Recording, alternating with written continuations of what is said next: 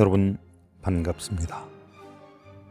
도서관에 가서 좋은 책을 중개하는 여러분의 중개서원입니다.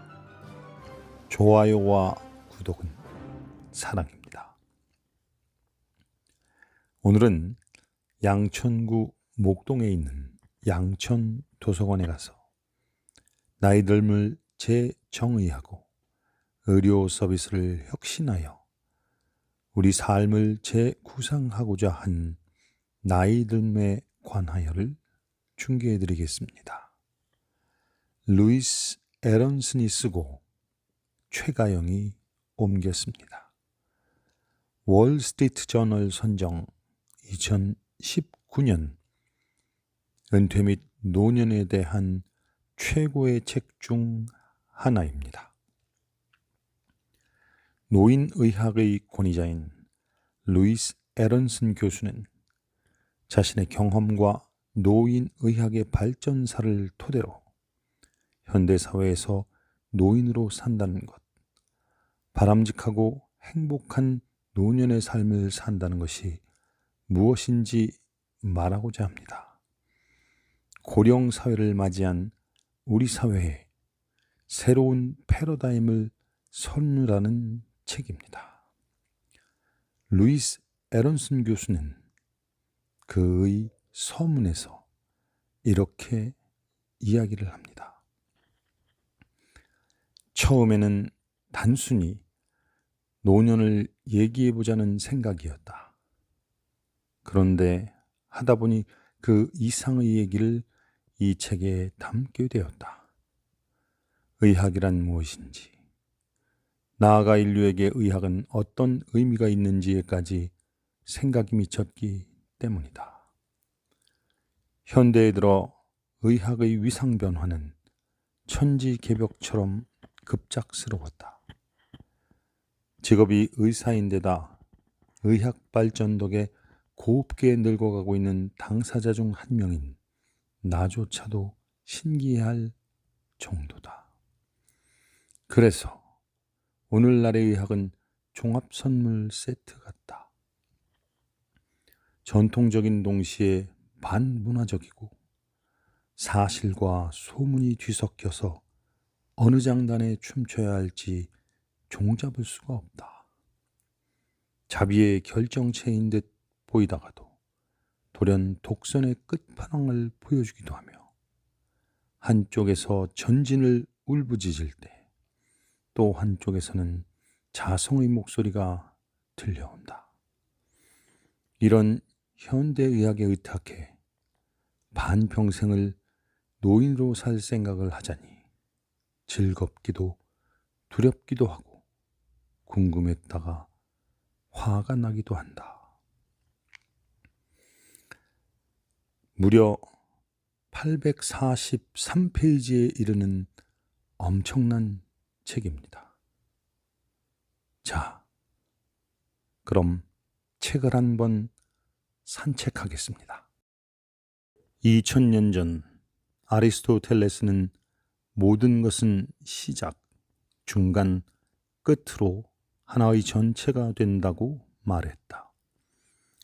극작법 이론을 통해 그는 한 드라마의 3부 각각이 다채로운 에피소드로 알차게 구성되면서 저마다의 목적을 충실히 수행함을 실증해 보였다. 사람의 인생도 이와 비슷하다.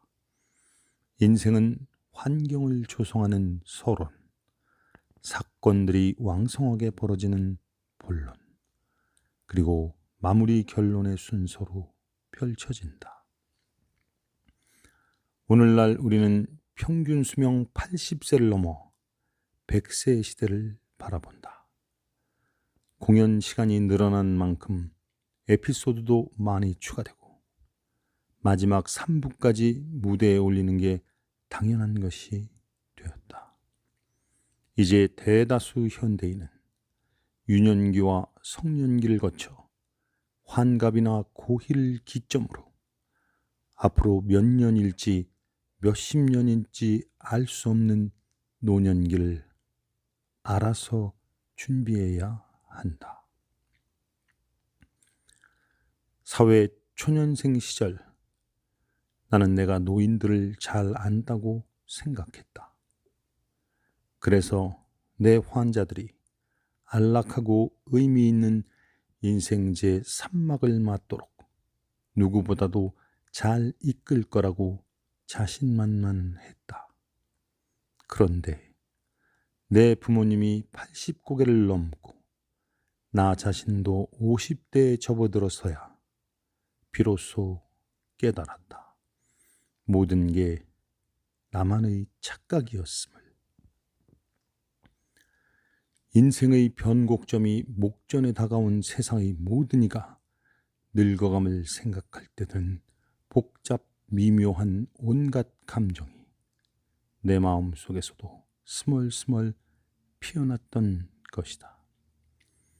그전까지 나는 노인의학에 모든 답이 있다고 굳게 믿었다. 하지만 만약 정말로 노인의학이 고령화 사회의 모든 문제를 해결할 수 있다면 의료계를 비롯해 많은 사회 부분에서도 진작 노인의학의 원리와 실제를 채택했어야 했다. 현실은 어떤가? 노인의학은 스스로 노인을 위한 의학임을 천명하고 있다. 그런데 의료계는 노인의학이 필요하긴 하지만 지금 상태로는 부족하다고 응수한다. 내가 뭘 놓친 걸까? 나는 궁금했다.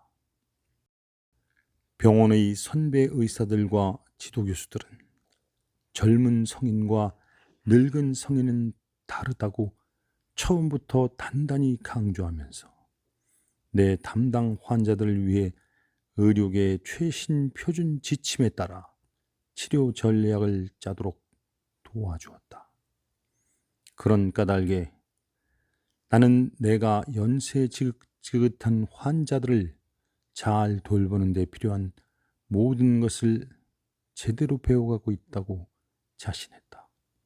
불행히도 얼마 지나지 않아 그건 나만의 착각이었음을 깨닫게 되었다. 완벽한 교수진의 가르침에도 내가 저지른 실수로 애는 결국 병원에 입원하는 신세가 되고 말았다.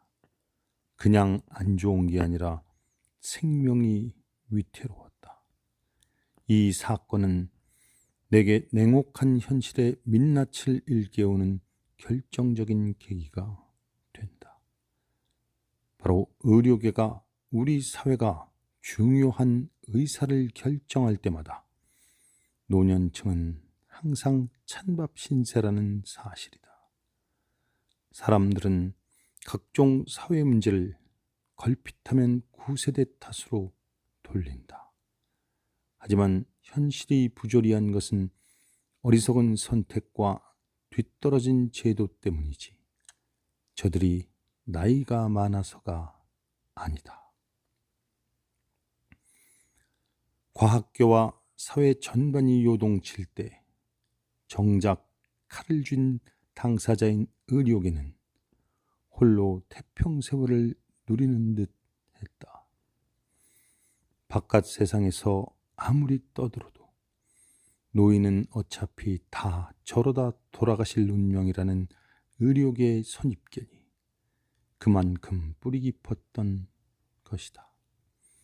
노화의 병리학적 성격만 확대해서 보는 19세기의 시선과 확실한 완치만을 진짜 의학으로 인정하는 20세기의 사고방식이 만민에게 평등해야 할 노인 의료를 의술의 사각지대로 몰아넣은 셈이다.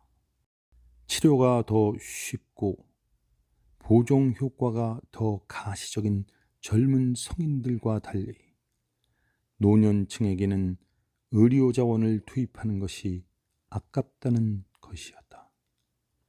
그런 까닭에 노인 환자에게 의사들이 흔히 취하는 전략은 바로 웬만하면 무시하는 것이었다.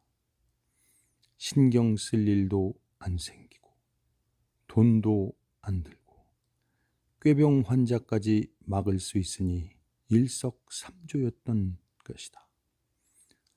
20세기의 병든 늙은이는 사회생활도 사교활동도 포기하고 병상에 누워 지내는 것밖에 달리 도리가 없었다. 그저 비바람 피할 방 한 칸이라도 있고 배골치 않는다는데 감사할 뿐이었다. 그러니 고령 집단에서 우울증, 비만, 근육 위축, 욕창의 발생률이 유독 높았던 것은 당연하다. 현대의 의료 시스템 아래에서 병원은 고장난 부위를 빨리 고쳐서 환자를 집으로 돌려보내지 않으면 무능하다는 손가락질을 받는다. 환자는 최소 며칠 전에 겨우 예약을 잡아도 의사와 마주하고 얘기를 나누는 시간은 10분을 넘으면 감지덕지다. 생의 마지막을 준비하는 특별한 환자들을 보살피는 요양병원 직원들은 노인의학 전문 훈련을 먼저 이수하는 게 마땅하지만 그럴 시간도 없고 그런 프로그램이 있는지조차 확실치 않다.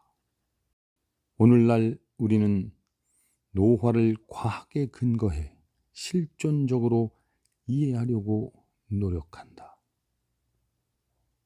동시에 간혹 누군가는 여전히 전설의 불로천을 찾아 헤맨다. 그렇게까지는 아닐지라도 가능하면 늙지 않으려고 발버둥치는 현대인은 사방천지에 널렸다. 그런 가운데 정상적 노화와 병적 노화를 명쾌하게 구분짓는 기준이 무엇인지나 노화가 과학기술로 완치될 수 있는 성질의 것인지 여부는 여전히 불분명하다. 다만 확실한 한 가지는 의학의 역사는 노인학의 역사를 투영하는 거울이라는 것이다. 그런데 노인학의 역사는 말한다. 오늘날 혁신적이라고 극찬받는 전략들이 실은 대상과 명분을 그대로 갖다 쓴 고리적 유행의 재탕이라고. 바뀐 건 실행 방법과 주체뿐이라고. 어제는 엄마랑 특별한 계획이 있는 날이었어요. 엄마는 한 주 내내 어제만 손꼽아 기다리셨죠. 시도 때도 없이 그 얘기만 했고요. 무슨 옷을 입을지, 몇 시에 출발할지까지 다 정해놨으니까요. 그런데 막상 어제 아침에 엄마가 침대에서 나오질 않는 거예요. 완전히 의욕을 잃은 것 같아서요. 정말 이상하더라고요. 나는 여전히 대화에 집중하면서 컴퓨터 화면에 차트가 뜨기를 기다리는 동안 집히는 대로 빈 종이를 찾아 펜으로 베로니카의 말을 빠르게 적어 내려갔다. 몇 마디 듣지 않았지만 베로니카의 판단이 옳았다는 서늘한 예감이 벌써부터 들기 시작했다. 결국 몸을 일으키긴 하셨는데 하루 종일 평소와 너무나 달랐어요. 아프시냐고 물어봐도 아니라고만 하고 취소된 외출 얘기는 한마디도 꺼내지 않고요. 병원에 가보자고 달래면 싫다면서 그럴 필요가 없다고, 가고 싶지 않다고 손사래를 치셨어요. 베로니카가 덧붙였다. 근데 단지 평소보다 느리세요. 좀 멍하고요. 나는 다시 머리털이 곤두서는 것을 느꼈다. 전에도 그러신 적이 있나요? 아니요. 이쯤에서 뇌에 문제가 생긴 건지 아니면 그냥 선망증인지 분명히 알 필요가 있었다. 흔히 혼자 엉뚱한 망상에 빠져 있거나 괜히 흥분해서 헛소리하는 사람을 두고 선망 상태라고들 말한다. 그러나 의학에서 선망증은 완전히 다른 의미를 갖는 엄연한 병명이다. 선망증 치료에는 시간과 돈이 많이 들지만 열의 아홉은 합병증이 뒤따르고 잘 낫지도 않는다. 게다가 고령의 선망증 환자는 입원 기간이 길어질수록 육체적으로도 정신적으로도 위축된다. 그러면 결국 내 집이 아닌 요양원으로 보내지거나 그대로 병원에서 생을 마감하기 일수다. 베로니카가 말했다. 밤 10시쯤 저도 자는 가는 길에 욕실에 불이 켜져 있는 걸 봤어요. 그러고는 새벽 1시에 깼는데 그때도 불이 켜져 있더라고요. 가봤더니 엄마가 가만히 서 계셨어요. 방향 감각을 잃은 것 같았어요. 어쩌면 밤새 그러고 계셨겠다 싶었죠. 그래서 119를 부른 거예요. 119 대원들이 엄마를 간단하게 진찰하더니 특이소견이 없다고 했어요. 혼란스러워 하시는 것 같다고 말했더니 그러더군요. 어머니 연세가 80에 지금 한방중이잖아요. 뭘 기대하세요? 순간 얼마나 당혹스럽던지 꼭두 새벽에 쓸데없는 일로 고급 인력의 귀한 시간을 낭비한 꼴이 되어버렸죠. 마침내 하나가 내 레이더에 걸린다. 두통이었다. 평범한 그냥 두통이 아니다. 태어나서 그렇게 심한 두통은 처음이라고 했다. 10점을 만점으로 1부터 10까지의 숫자 중에 하나를 골라보라고 했을 때 환자가 매긴 통증 점수는 10점이었다. 그런 와중에 딸에게는 계속 아무렇지 않은 척한 것 자체도 또 하나의 심각한 이상증으로 봐도 좋았다. 나는 베로니카에게 어머니를 당장 병원으로 모셔오는 게 좋겠다고 말했다. 늙었다고 죄다 정신이 오락가락하는 건 아니라는 사실. 급작스러운 혼란 증세는 늘 더 큰 문제의 경고 신호라는 사실. 그리고 무엇보다도 걱정하는 가족의 말을 무시하는 사람은 의료인으로서 실격이라는 점을 말이다. 몇 시간 뒤 나는 베로니카 어머니의 뇌 스캔 결과를 확인하려고 컴퓨터에 다시 접속했다. CAT 영상은 누가 흰 도화지에 검은색 잉크를 잔뜩 쏟은 듯한 모양새였다.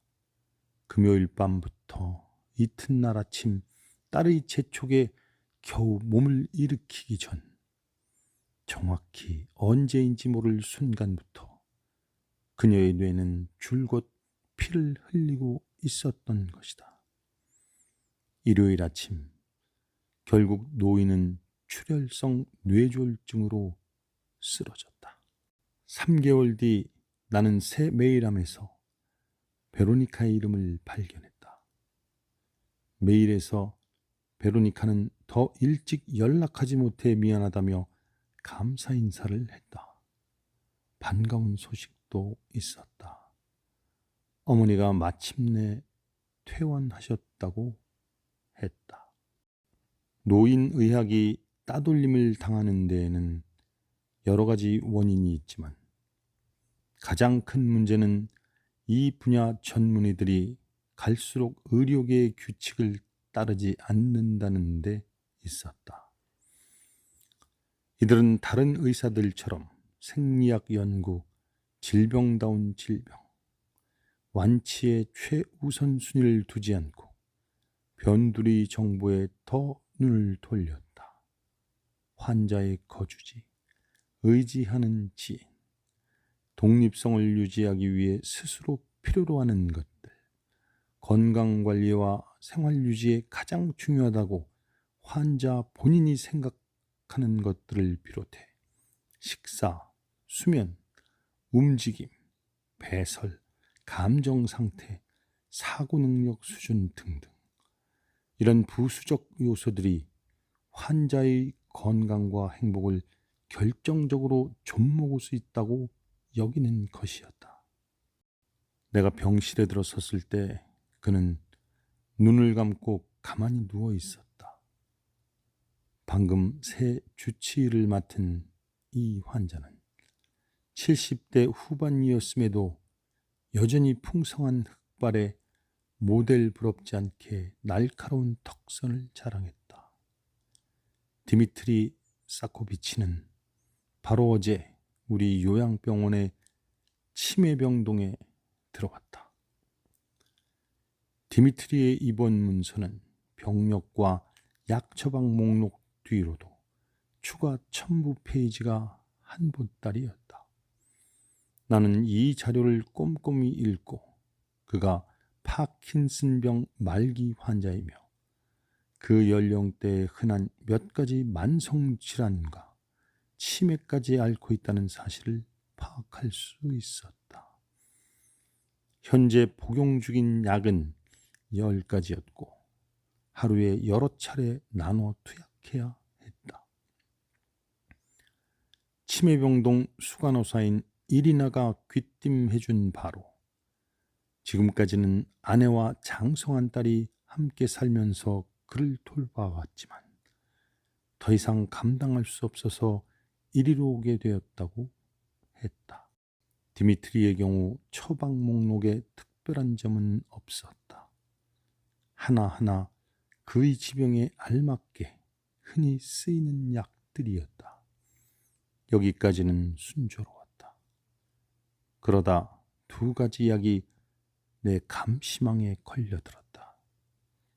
미국에서 노약자에게는 부적절할 수 있다고 경고하고자 국가 차원에서 만든 의약품 목록, 즉 비어스 크라이테리아가 있는데 여기에 그 2가지가 들어있었던 것이다. 고령자가 목록의 약을 투약할 경우 부작용이 더 심하게 나타날 수 있다. 부디 의사들이 알아서 정신 바짝 차리고 이런 약들을 70세 이상 노인에게 처방하기 전에 한 번 더 생각하기를, 그리고 가능하면 더 안전한 대체약제로 변경하기를 바랄 뿐이다. 디미트리의 동네 약국에 전화를 걸었다. 그가 투약 중인 모든 약의 최초 처방 날짜를 알려달라고 요청하기 위해서였다. 나는 약사의 말을 빠짐없이 받아 적었다. 그러고는 수화기를 내려놓는데 병동 일이라면 모르는 게 없는 귀신 잡는 수간호사 이리나가 불쑥 나타나 한 마디 툭 던졌다. 1년 전에는 더할 나위 없이 건강했대요. 몸도 정신도요. 6개월 전 역시 걷고 말하고 신문을 읽고 하는데 아무 문제 없었고요. 이게 다 약을 잘못 써서 일어난 일이지 싶어요. 나는 환자가 가지고 온 약들 중 8가지는 당장 끊도록 조처하고 나머지 2가지는 단계적으로 감량하기로 했다. 또 당분간 이 환자를 예의주시하라고 간호사들에게도 당부했다. 결국 내 판단은 옳았던 것으로 확인됐다. 그 주 주말께 디미트리는 허리를 일으켜 앉을 수 있게 되었다. 곧 말도 했다. 처음에는 속삭이는 수준이었지만 하루가 다르게 목소리가 우렁차고 빨라졌다. 디미트리는 연쇄 처방의 늪에 빠진 희생자였던 셈이다. 모든 것은 고혈압 약 하나에서 비롯되었다. 아마 다른 환자들도 많이 복용하고 있고 효과도 좋다는 말에 안심했을 것이다. 하지만 세상에 부작용 없는 약은 없는 법. 디미트리의 경우 이 약의 부작용은 통풍 악화였다. 그런데 그의 담당 의사는 혈압약을 바꾸는 게 아니라 통풍을 치료한다며 센 소염제를 추가한다. 그 결과로 디미트리는 속쓰림 증세를 새롭게 얻는다. 이런 식으로 한 약의 부작용이 새 약을 부르는 악순환이 되풀이되었던 것이다. 게다가 상태가 좋아져도 투약을 중지하지 않은 것이 상황을 더욱 심각하게 만들었다. 청년 못지않은 체력을 뽐내던 디미트리가 불과 몇 달 만에 요양병원 신세로 전락하게 된 사연은 이랬다. 노인의 파킨슨병, 치매, 급격한 신체 기능 저하는 대부분 그 배경에 다른 주범이 있지만 약물 과잉 처방 때문인데 모르고 넘어가는 일이 예상보다 흔하다. 알츠하이머병은 치매 중에 가장 흔한 유형으로 서서히 발현하는 것이 특징이다. 그런 까닭에 첫 증상이 시작되고 여러 해를 넘긴 뒤에야 진단이 내려지곤 한다. 초기에는 징후가 너무 미세하기에 나이 혹은 부주의 탓으로 돌려지기 십상이다. 나도 늙었나 보다. 어른들은 깜빡깜빡할 때마다 이렇게 말하며 겸연쩍은 웃음으로 불안감을 숨긴다. 조사에 의하면 미국인이 암 다음으로 무서워하는 병이 바로 치매라고 한다. 세월은 뇌를 녹슬게 하고 각종 질병은 치매를 유발한다. 우리에게는 일상적인 많은 일들이 치매 환자들에게는 쉽지 않은 도전이다. 예전에는 누워서 떡 먹기였는데 생활비 관리하기, 약 챙겨 먹기, 장보기, 요리하기, 운전하기 등등 어느 하나 쉬운 게 없다. 머리가 둔해지고 기억이 잘 안 나고 집중력이 떨어지는 것은 그저 불편한 것이지 병적인 기능장애라고 볼 수 없다. 현재 미국의 치매 환자 수는 상당하다. 2015년 기준으로 530만 명이 치매를 앓고 있는데 이것은 에이즈 환자보다 4배 넘게 많은 수다. 혹자는 병원에 가지 않아 드러나지 않는 환자들까지 합하면 실제 치매 환자의 수는 통계치의 2배로 늘어날 거라고 추측한다. 노년기 내내 또렷한 정신으로 보내다 생을 마감하는 노인이 훨씬 많긴 하지만 고령은 분명한 치매의 위험 인자이다. 75세 이상 노인이 전체 치매 환자의 80%를 넘을 정도다. 그런데 또 70세 이상 노인 인구 중 치매 환자 비중은 14%밖에 안 된다. 치매는 백인보다 흑인에게도 흔하고 라틴계 인종은 그 중간 어디쯤이다. 미국에서 치매에 가장 덜 걸리는 인종 집단은 아시아계인데 민족까지 따지고 들어가면 그 안에서도 편차가 벌어진다. 치매는 무엇이 사람을 사람답게 만드는가를 생각하게 한다. 만약 우리가 치매 환자도 나와 똑같은 사람이라고 여긴다면 우리는 기본 인간성마저 무너뜨리는 이 병에 보다 담대하게 맞설 수 있을 것이다. 더불어 우리가 흔히 생각하는 의학 치료의 범위가 한층 넓어질 것이다. 그러면 치매 관리자로서의 기본 소양을 갖춘 개업의가 훨씬 많아지겠지. 거기에 제도와 규정까지 발맞춰 진화하면 금상첨화다. 그렇게 민관이 하나 되어 치매 환자들의 다양한 요구에 부응할 수 있게 될 미래를 기대해 본다.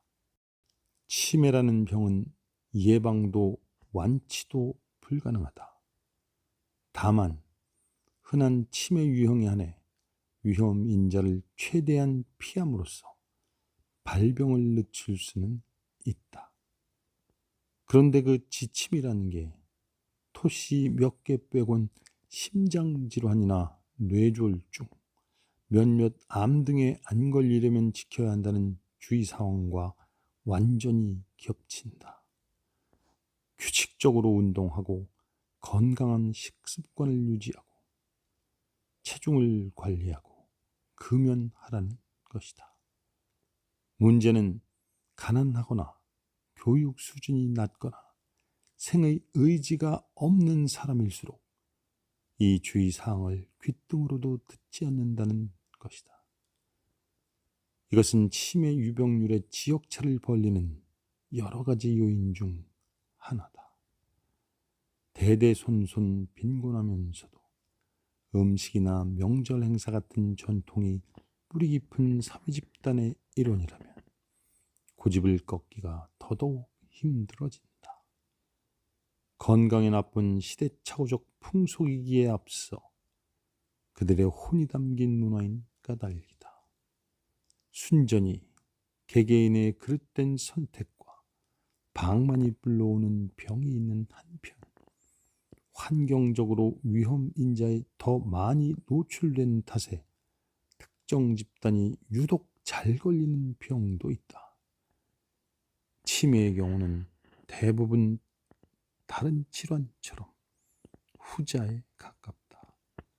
사회 불평등이 건강 악화를 부르고 불필요한 의료자원 소모를 초래하는 것이다.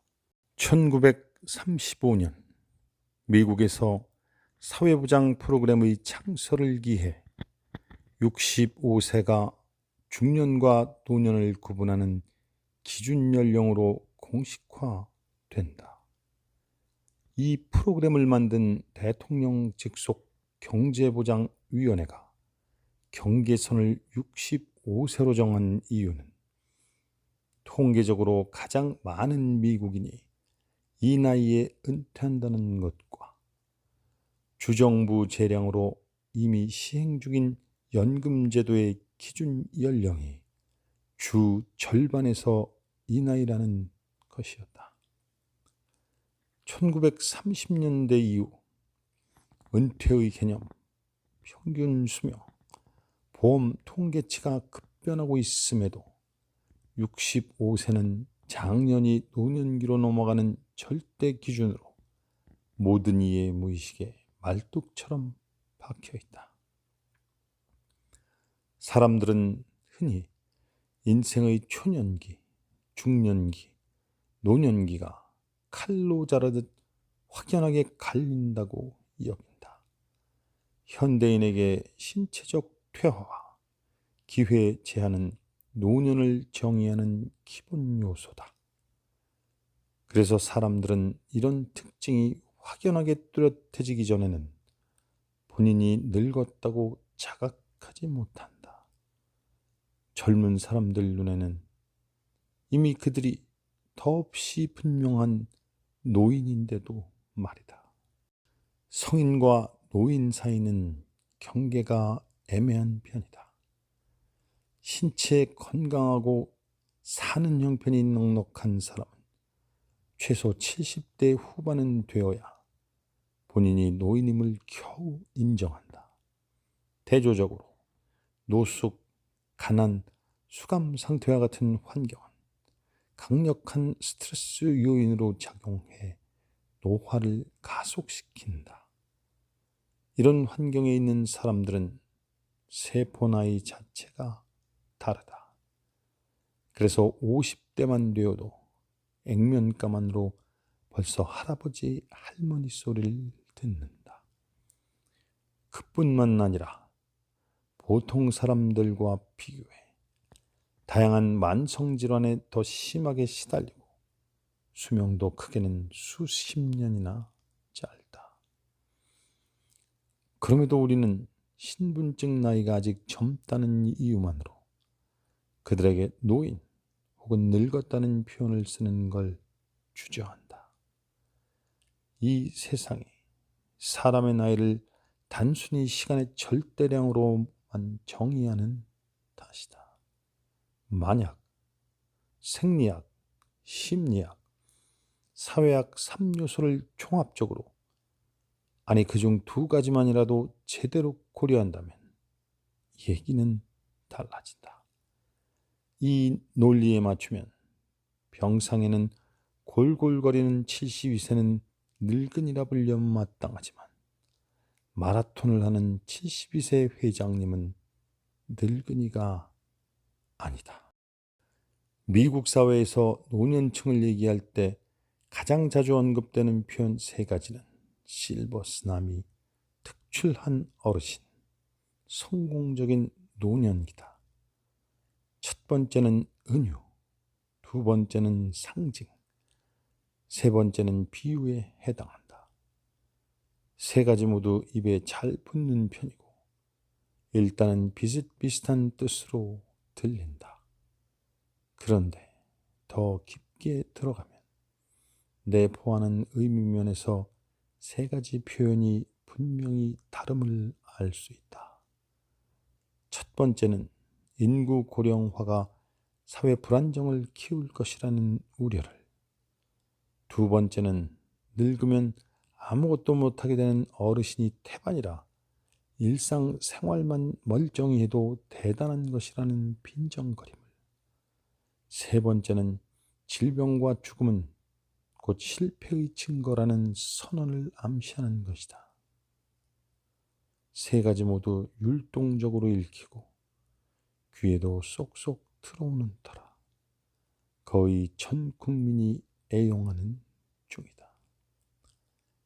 지금까지 노인의학의 발자취는 일종의 사교 집단과도 같았다. 우리는 열의에 불타지만 세상의 눈에는 별로 하는 일도 없는 것 같은 괴짜들에 지나지 않는 것이다. 우리는 우리가 아는 게 진실이라고 믿지만 사람들 생각은 다르다.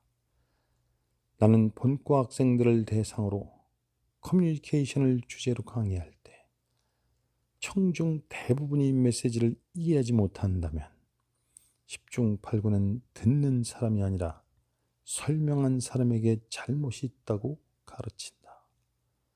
법률에 명시된 고령 연령 기준을 넘기는 베이비붐 세대 인구가 하루에 1만 명에 육박할 정도로 나라 전체가 빠르게 늙어가는 작금의 추세에 노인을 전담한다는 의학 본과가 여전히 이렇게 동네 구멍가게 수준에 머무른다면 노인의학은 분명 무언가를 실수하고 있는 것이다. 노년기는 살아온 날들에 비해 앞으로 살 날이 얼마 남지 않은 시기이다. 그렇기에 의학적 사안은 물론이고 중요한 결정을 내려야 하는 상황마다 생각이 꼬리에 꼬리를 물고 퍼져나가 인생의 대천재와 미스테리, 나아가 죽음까지 닿곤 한다. 그런 까닭에 노인의학에서는 의술의 범위를 어느 한 진단명이나 한 장기에 국한시키기가 어렵다. 게다가 노인성 질환에는 대개 실존적 문제들이 따라온다. 어떤 환자들은 병 자체보다도 이 부록들을 더 증오할 정도다. 감염하면 곧 항생제이고 죽어가는 세포조직하면 곧 수술이라는 등식이 지배하는 세상에서 존재의 의미를 묻는 철학은 혹자의 가슴에는 열정과 호기심을 불러일으키지만 나머지 대다수에게는 좌절감과 무력감만 안긴다. 현대의 고식적 의료는 죽음과 그 죽음을 초래한 질병의 연결고리만 끊는 게 아니다. 죽음과 노화도 마치 둘이 서로 완전히 별개인 것처럼 취급하고 있다. 사회 구성원 대부분이 노년기에 사망하는 작금의 시대에 소위 고식적 의료를 선도한다는 대다수 의료기관이 노화와 고령은 그들의 관할이 아닌 채 하는 것이다. 인간은 죽는 그 순간까지 많은 날을 살아간다. 특히 요즘은 노인이 될 때까지 살아남을 뿐만 아니라 노인으로 사는 기간만 수십 년에 이른다. 노년기의 삶이 평온하고 가치 있으면서 본인에게도 타인에게도 보탬이 되도록 하는 것이 그 어느 때보다 중요해졌다는 소리다. 80대가 되면 걷는 게 힘들어진다. 90이 가까우면 셔츠만 갈아입어도 바로 숨이 찬다. 삶은 감자도 씹어먹기에 딱딱하다고 느껴지거나 우편물이 안 오는 걸 보고 일요일임을 안다면 당신은 늙은 것이다. 크리스마스 연휴라 그랬을 수도 있지만 말이다. 80대에는 낮잠을 하루에 2번 정도 잔다. 90이 되면 횟수를 세다가 잊을 정도로 온종일 꾸벅꾸벅 조는 게 일이다. 또 80대에는 식사량이 확연히 줄어들지만 90에는 생각날 때만 먹는다. 지병을 가진 나이든 현대인의 대다수는 결국 사는 낙 하나 없이 병환과 신체 기능 노화에 끌려다니는 시점에 이른다. 이것은 의학 발전으로 인류가 각종 급성 질환으로 병사하지 않고 장수하게 된 이후 생긴 현상이다. 인류 역사를 통틀어 이런 시대는 처음이다. 그리고 유례없는 상황에서는 유례없는 해결책이 필요한 법이다. 루이스 에런슨이 쓴 나이듦에 관하여를 정말 오랜 시간 동안 함께 산책했습니다. 여기서 이 산책을 마치도록 하겠습니다. 여러분, 감사합니다.